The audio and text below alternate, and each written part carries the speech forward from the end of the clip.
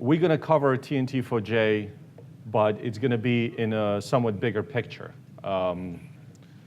And the bigger picture here is really about how to unlock the value or how to unlock the patterns that you actually generate as part of your logging. Whether you're doing log4j or TNT4j, I mean, those become really a ways to really collect the data. It'll be really about capturing the data, not about what to do with it. So my discussion today is not just about how to capture, which is where log4j is an example of how the logging paradigms fit in, and TNT4j, but also about how to make sense of the data and what are some of the challenges.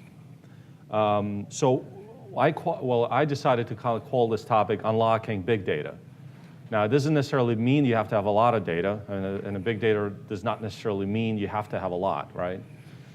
And also about streaming. And a lot of times when you're dealing with logs and you're logging stuff, you're pretty much streaming your events, and currently they're being streamed into a log file. And obviously then what do you do with the contents in the log? I mean, that's kind of where you have the challenge. So the topic today is really how to unlock the value of the data that's currently being produced by your logging frameworks, whether it's log4j, whether it's log4.net or TNT4j for that matter. So when I was engaged, my background, I'm from New York, and we do a lot of work with a lot of banks. And one of my meetings, it was several years ago, with one of the head infrastructure, one of the big banks. They told me that one of their problems was with the fact that they wanted to store and analyze everything. They want to be able to capture everything, store everything, analyze everything. Part of the reason is because at the point, and if you actually kind of plan out as to how the process works, if you're at a point where you want to act on information, a lot of times, and I'm sure if you're a developer, you'll find out, you probably know that, you log and you find out that you need a piece of information that you haven't logged before. So now you got to go back and you got to redo it, and so that you can learn about whatever it is that you need to find out. So, and that kind of presented the problem, meaning in order for me to act, I have to have information, and I don't know what I may need in advance.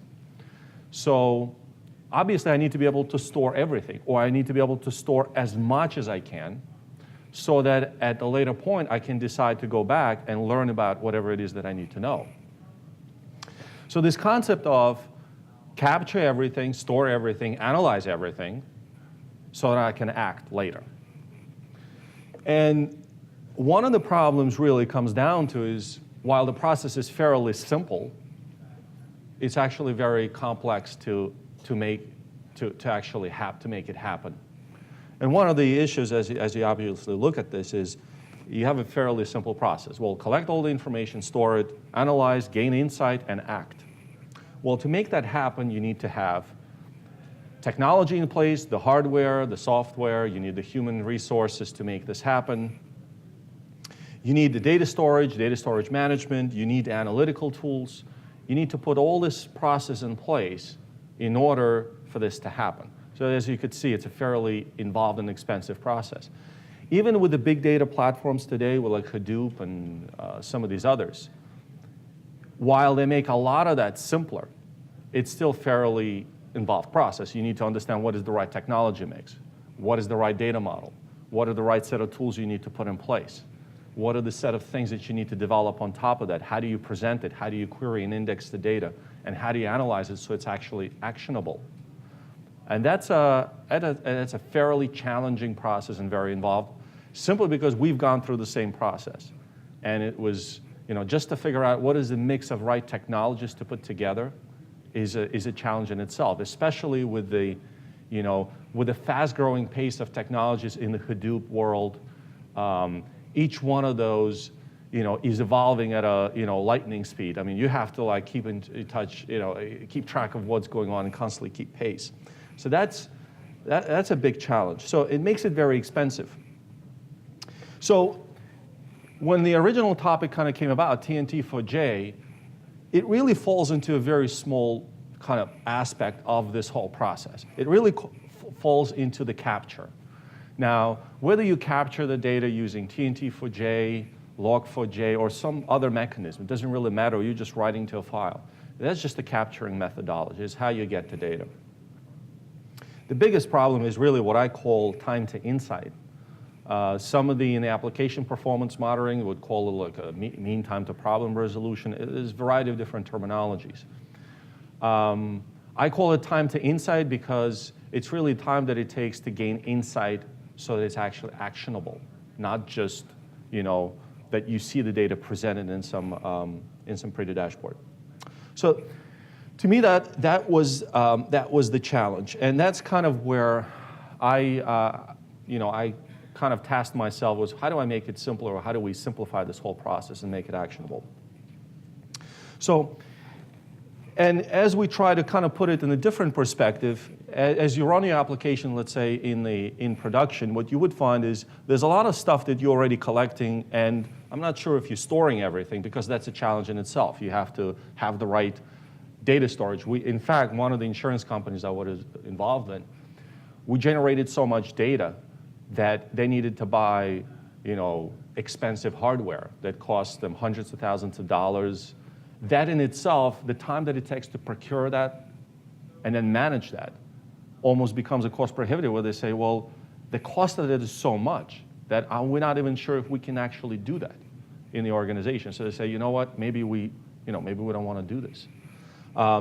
So I'm sure today you're probably not even able to store everything because it's just expensive to do that. But even if you did, the effort in analyzing it, that's a big challenge right here. And that's why I kind of put a big circle here, is because even if you store it, analyzing is a challenge. Now, you can index it, right? And there are tools that allow you to index it and put it in a, but then how do you connect the dots? What is related to what? How long does this take? Trends, analytics, that's actually important. That's another topic, and I'm not sure how many of you actually can do that. Now, there are certain BI tools, but again, we're talking about, a very expensive proposition. Not only you have to put that in place, but then you have to put a very expensive BI process in place, business intelligence, which leads essentially to outcomes and then allows you to then augment the process of what you're doing. Whether you're a business and you're trying to figure out how to extract more revenue, how to create better products, how to deliver better service to your customers, it really kind of follows the circle. You need to be able to analyze what you're doing, find out where the patterns are, and so they can act. So on the capture everything, and this is really where the TNT4j really comes in. Now the TNT4j is really an extension of, or kind of runs on a log4j platform. What that means, it's completely open source. You can go download it at GitHub. The main purpose of TNT4j is to connect data that's in motion. Now, for example, if you're doing a log4j on 5 different servers, and each generates a huge amount of log files, how do I know which entry and which log are interconnected? I wouldn't know unless a developer who wrote these log entries knows how they're interconnected. That typically is a very expensive process. I have to send the logs to the developers. They know, based on what they put in the code, how these log entries are connected because they understand the application model. They understand how the threading model works. They're the ones who put the messages in there. So they know when I send an order and I put this message out, here's the message that is going to come out here. Some put correlators of some sort, some kind of tags, order IDs, whatever. It's fairly involved and I would say a manual process in many cases. Now, the other part is the directionality of data flow is literally not available, meaning unless I'm sending in the log4j and I say I'm sending information to you, there's no other way to know that, right? You have to decorate the code yourself to be able to know whether you're sending, receiving, or processing, for that matter. So TNT4j, one of the challenges of TNT4j was to make it easier for composite applications to connect the dots across threading models, servers, JVMs, virtual, or cloud, so that I don't have to do the work and manual work of interconnecting the dots. So that's really what TNT4j is about. The other part of TNT4j is the fact that you can exchange tokens. Now, out of band. An example of where it's important, let's say I want to trace a specific order across my network. Usually in Log4j, you would turn on debugging on 1, 2, 3 locations. Well, that will generate a whole set of log messages, and then you have to figure out what goes with what. In TNT4j, you could say, I want to trace this order, and only that order gets traced across multiple components, which means you only get the output for those specific elements and not more. Obviously, reduces your output, reduces your overhead, reduces the output that goes into your log files. There's a lot of other things. I'm not sure how many of you are familiar with Lamport clocks, logical clocks, and ability to relate things in time. When the things run across distributed infrastructure, how do you know if event A happened before B or C? Well, the times have to be synchronized. But what is the, if you get to within milliseconds or within the resolution of the clock, you wouldn't know which one goes with what. So if you're a very time sensitive, and we're talking about, let's say, if you're financial and you're a hedge fund or you're doing high frequency, you're running within the microsecond range, most of the clocks are running within the 15 millisecond resolution, for example, on Windows or others. That's an eternity for many organizations. You wouldn't know what is what happens before what happens after. So Lamport clock, actually, you can look at it, timestamps, allows you to logically relate this without being tied to a physical time on the box. Now, the TNT4j also integrates with, for example, the NTP protocol for time synchronization, but also implements a Lamport clock. So it goes way beyond the Log4j. Very simple paradigm. I suggest you check it out. Again, it could be used as a standalone. It's under Apache version 2 license, much like Log4j. But you can embed it, and it can actually output to Log4j. So, but that's really about the capturing part of the equation. So you can capture, and you can stream the data. Now, what about storing the data? And this is really where one of the big challenges comes in. Well, if you store the data in the log files, what do you do then? Well, of course, you can then get it indexed, and there are indexing tools that are available. You can stream it, you can store it yourself in a database, you can do a lot of different things. But usually, what we've kind of looking at is really taking that concept of, and whatever the tool that you have in place that currently does it.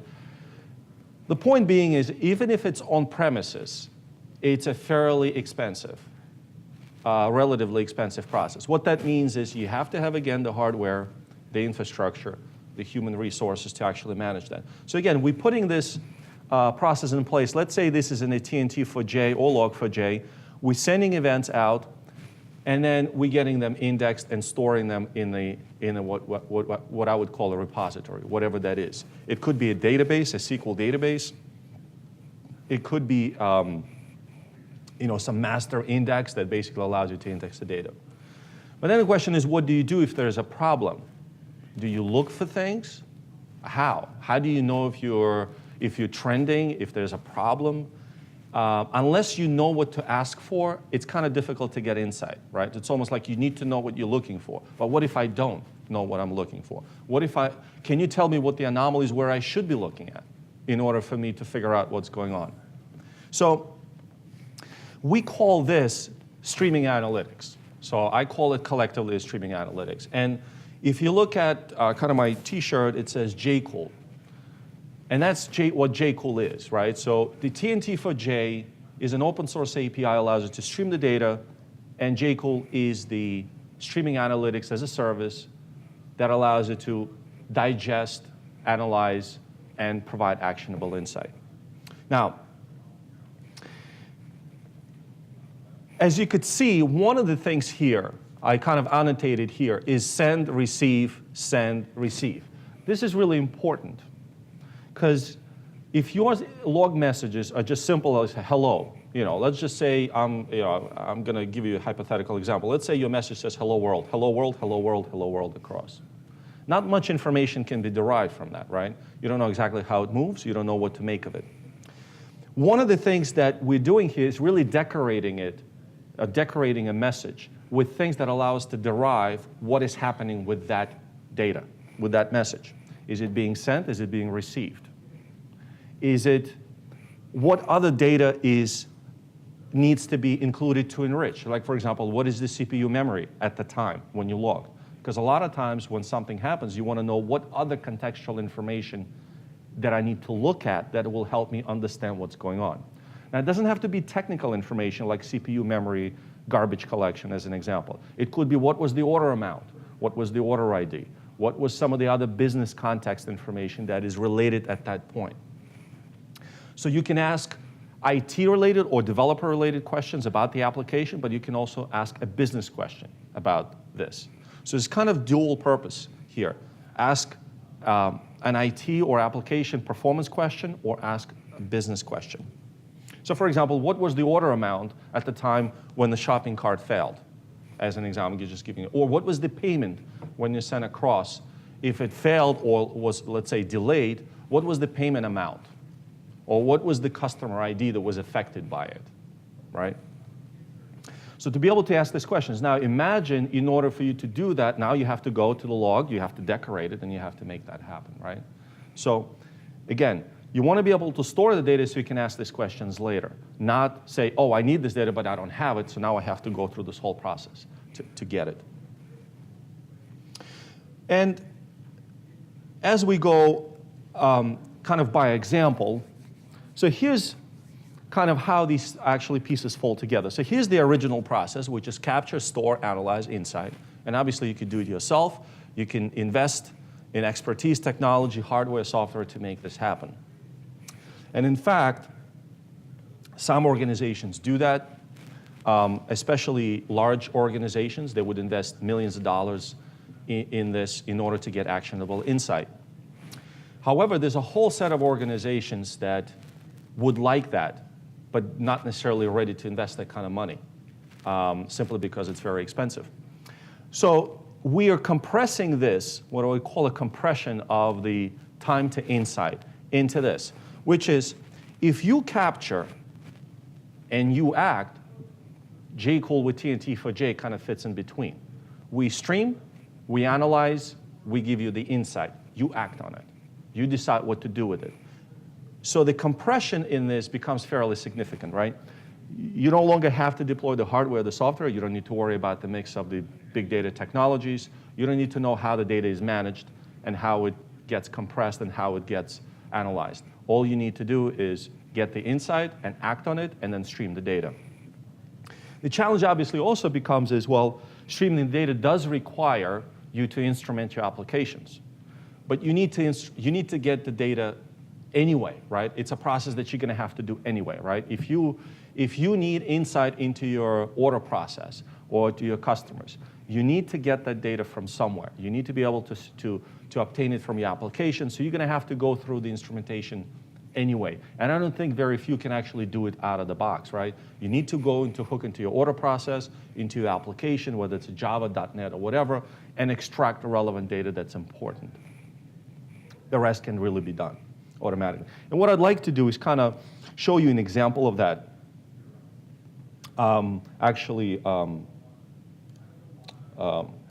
Live. Hopefully I have an internet connection here. So, so first is TNT4j. So you can go get it on GitHub, a fully documented wiki, and the basic things is that you have access, you'll be able to do location tracking, especially good for things that are mobile. Let's say I'm tracking things on a mobile or something that's moving. You want to be able to annotate things with locations. But then the question is, okay, now it's all in the log files, what do I do? So I can get my account, and I can log in, and I can start gaining actionable insight into my I think I may have to log out and log back in. Yeah. Let me just log out.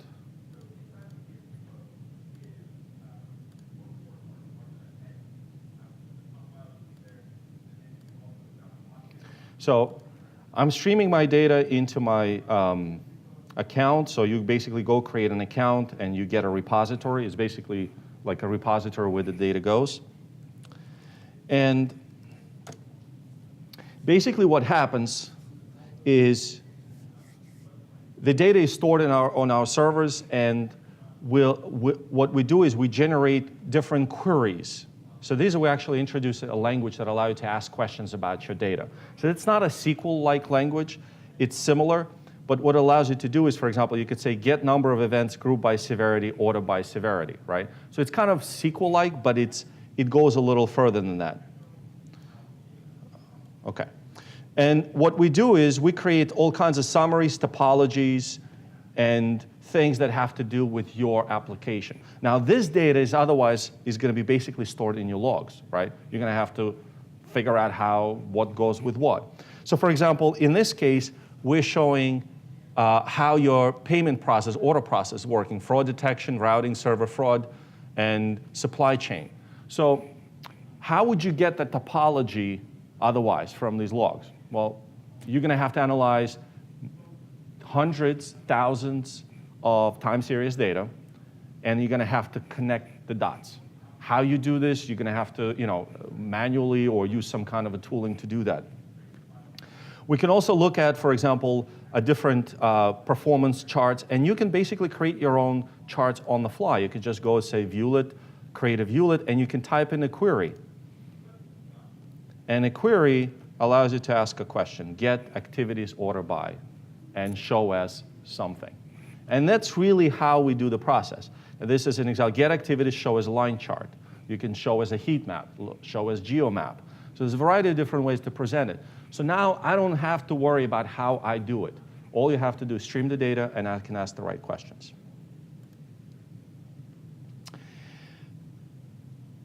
Any questions so far? Any? Okay. So, and hence kind of my discussion was originally about, when we started this TNT4j, and it kind of morphed into this. Because invariably what happened was when we started decorating events with the locations, with all kinds of things, the question then really become, well, the stuff is actually in the log files, how do I make sense of it? And we started kind of growing this into a product. And then the next thing happened, well, how do we make it available really to everybody in kind of an open source, open forum? And what we've done is we took the TNT4j, we've open sourced it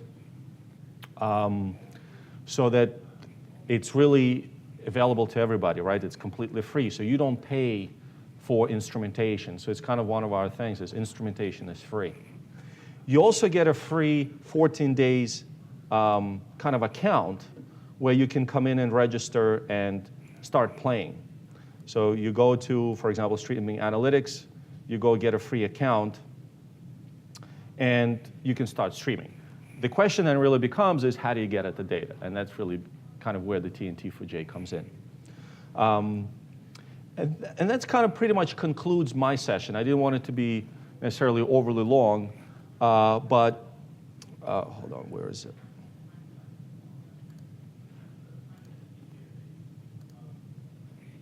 But I did want to expand on the TNT4j just beyond kind of just its, that it's open source and you can do all these nice things with it that goes over and above log4j.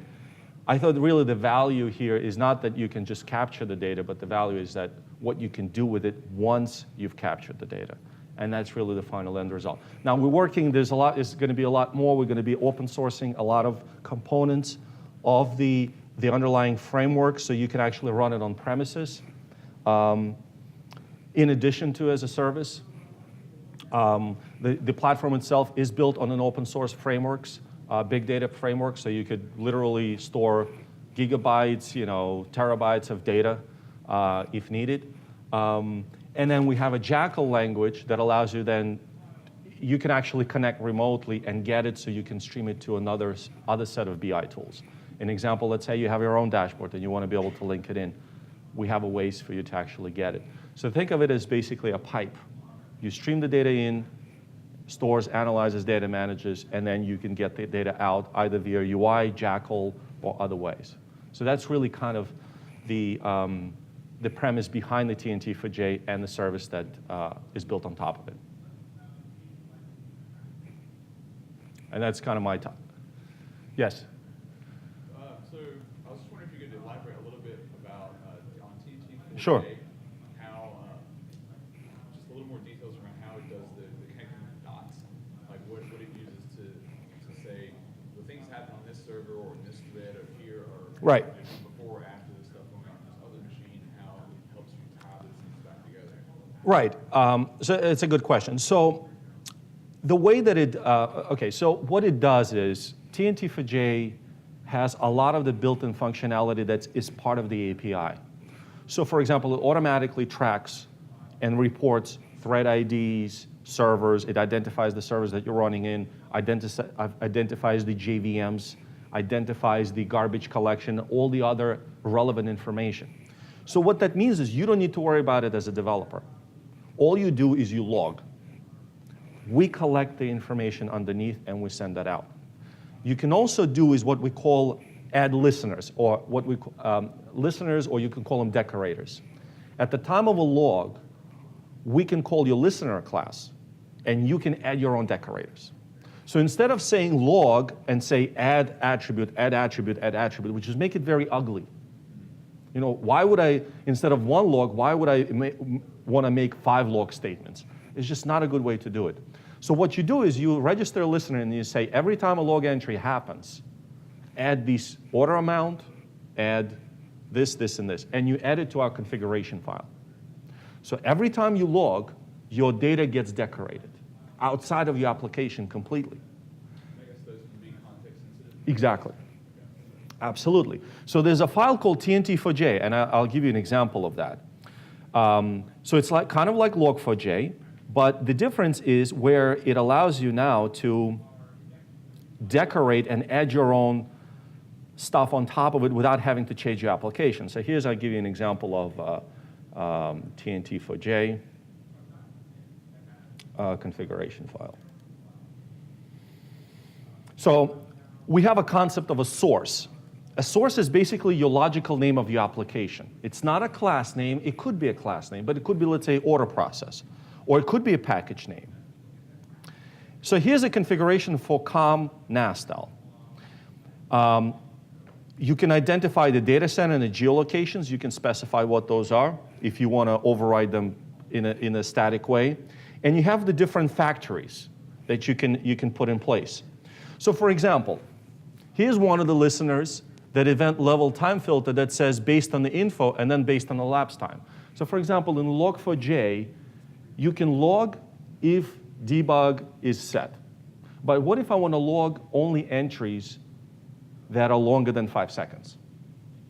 How would I do that based on performance attribute, not based on its error or not?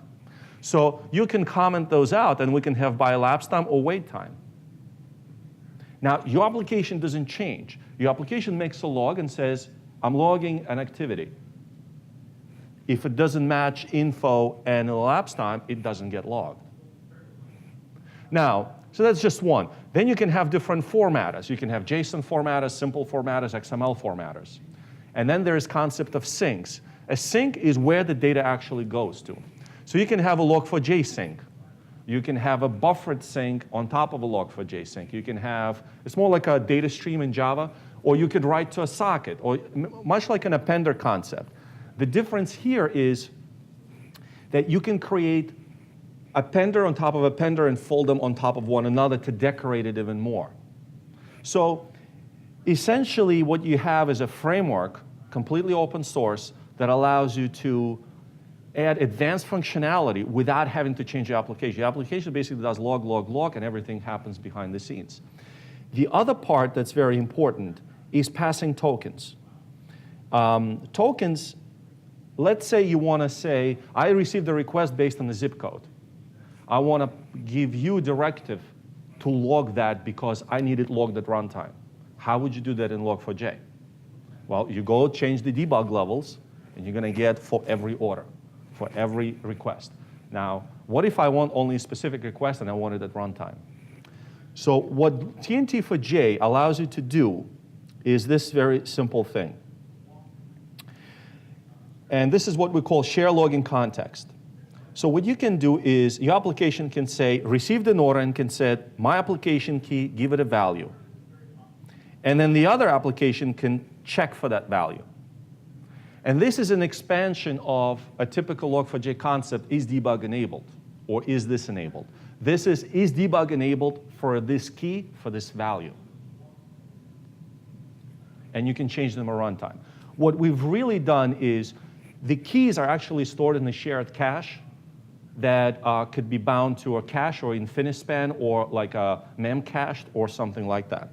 So what happens is the two applications do whatever they need to do, but once the tokens are placed, they're actually placed in a shared cache and checked out of band. So one application says, hey, I want to trace this order from this zip code. It can set the value and says, trace this, here's the zip code. The other application receives it and says, is that set? And trace it and put out a log message. If you don't have that collaborative kind of sharing on context, logging context, each one does it on its own, and you have a lot of data, and then essentially it becomes useless.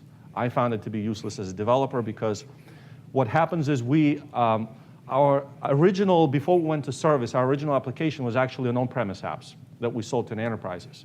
So here's what happens. We deliver the apps. They call us. They say, we have a problem. OK, send us the logs. Here's 100 meg. OK, I got 100 meg, but I have an agent over there. Well, there's 100 meg from there, too. OK, well, now I have 200 meg. What am I going to do with that? Well, I'm going to take that, and I'm going to take my best developer who wrote this. I'm going to give it to him. I'm just wasting all of his time to do this. He's better be working on a development for my new product, but instead, he's debugging and going literally grepping through these logs. So versus, I call my customer and they're going to say, listen, why don't you set that token, set the trace mode for this order, or for whatever that payment is, and send me the log files. Now I get 5 entries. Now I can analyze them much quicker. But imagine if that's even fed into JCool service. I don't even have to get the log files. It's all the service analyzed, and I can have my Sev1 people deal with it. I don't even have to get my developer involved. So that's kind of the process on the how the log files are analyzed today versus if you just generate all this data a lot of this data using just standard is debug enabled or is error enabled. So hence, really, that's where the TNT4j really focuses on, right? Is really advanced logging capabilities across composite apps, allowing you to share context. There's a lot more here. State logging, you can add your own attributes and dumps and things like that for your own application. Snapshots of metrics that you can report. So it's not just about logging events. It's also about logging metrics that are relevant to your application. So it goes beyond that. Now, obviously, it does mean that you have to change meaning one of the, obviously, concerns some of the developers may have is, well, I have to change my apps. Well, the point is you're going to have to change your apps anyway because most of the information, a lot of times in the logging, is probably useless anyway. And one of the things I found is a lot of developers don't look at logging kind of, they put it on the wayside, kind of, oh, I'm going to do this later. So what happens is you deliver an application that's completely unusable, and you can't figure out why. And then you go back and you instrument it, and you do this, and you do this, and you do this until you get it right. I think it's just a better way to do this. And second, if you just focus completely on error messages, your developer left, and he put an error message, and you don't understand what it is, well, somebody's going to have to look at the code and figure out what that is, right? You need a more structured way other than depending on English statements. What happens if it's in India or somewhere else? I mean, who's going to translate, English statements or whatever language they're in? So the dependency on the intent of a statement is just too much, and I think it's too great right now. And I think there's just a more structured way to do this. That's really what TNT4j focuses on. There's a lot more functionality there. It's been in development for, I would say, probably over a year now. In fact, TNT4j is embedded in the JCool service in itself. We actually use it for our own troubleshooting. That's what we use. And then underneath, we spit it out to a log4j file. So log4j for us is a means to persist, not to trace and figure out what's going on. So that's how we use it. And I hope that was informative in terms of the kind of coverage. Yes? So when you're adding these listeners and collecting these additional metrics kind of per log entry, what's the overhead of that compared to just doing log4j? Like I wouldn't get the data, but what's the overhead if I'm collecting CPU or garbage collection data every time I do a log? It's not every time. So, and that's a good question. You can control it. How often? And we kind of did a similar or an approach with logs in terms of the performance. So for example, here's a log filter and here's the log message. Here's a simple thing called debug, and here's arguments. First of all, you don't have to prepend them because that's a performance overhead in itself. I want to be able to log that without having to have the overhead. The other thing is, once all of the attributes are met and the message needs to be logged, only then the listeners get called. These decorators get called. Now, it depends at what level you add the decorator. If at every log entry, yes, you're going to pay the penalty. We also have a concept of activities. Activity is a logical collection of events. This is log4j doesn't have that concept. This is something you have, and typically most applications are actually written in logical activities. For example, you have a web application server. You received an HTTP request. You're going to process that. You have a start activity and an end. We have that modeled in a way that you can start activity and end activity. We typically only append these attributes at the end of the activity. So you do it once per number of events. And we say, here was the garbage collection, here's the CPU, memory, whatever. And add on additional based on your custom decorators, right?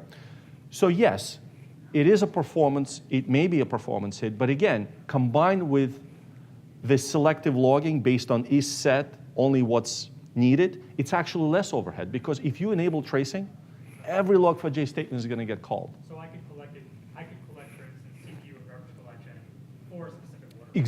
Exactly.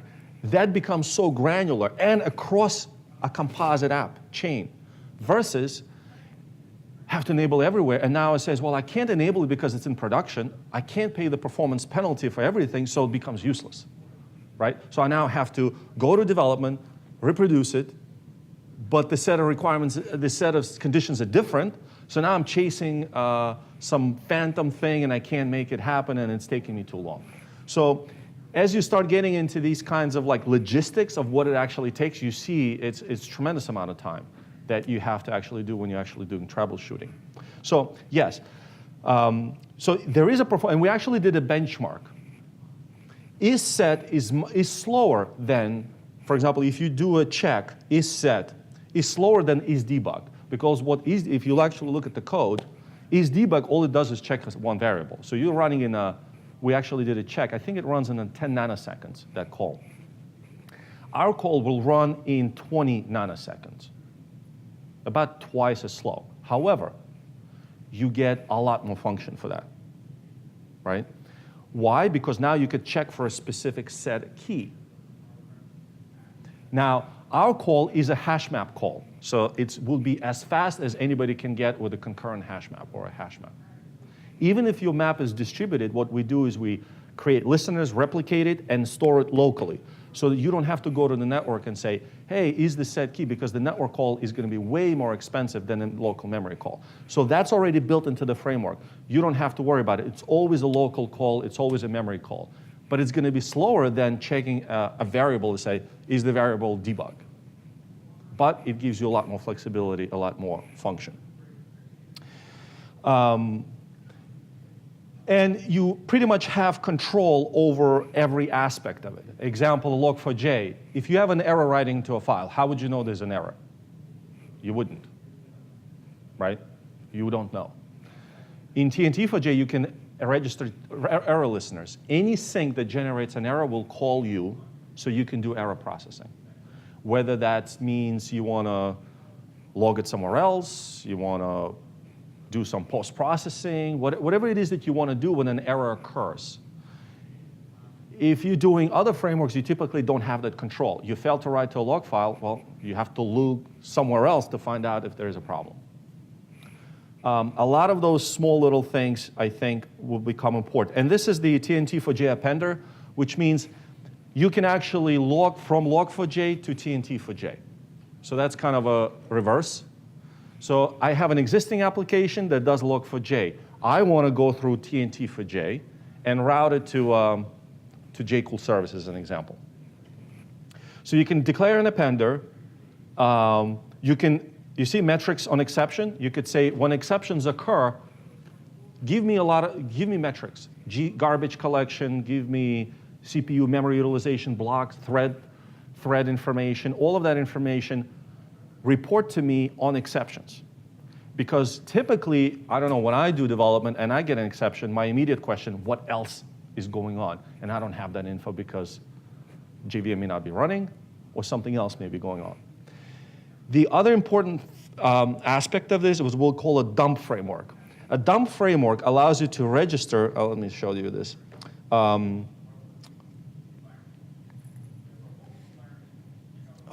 show. So the dump framework, let me see where that is. Control F. Okay, so state logging. Usually when the JVM crashes, you get a JVM crash log. The stack traces about the JVM. What about the internal variables of your application? Well, you don't have that. So what is the state of your application when an error occurred or when the JVM shut down? So what you can do is you can add your own dump provider. And when the JVM shuts down, we're going to call you and get a collection from you of the attributes that matter to you. For example, sizes of your collections, what's in your collections, data that's important to your application. So it becomes your application state dump when the JVM shuts down.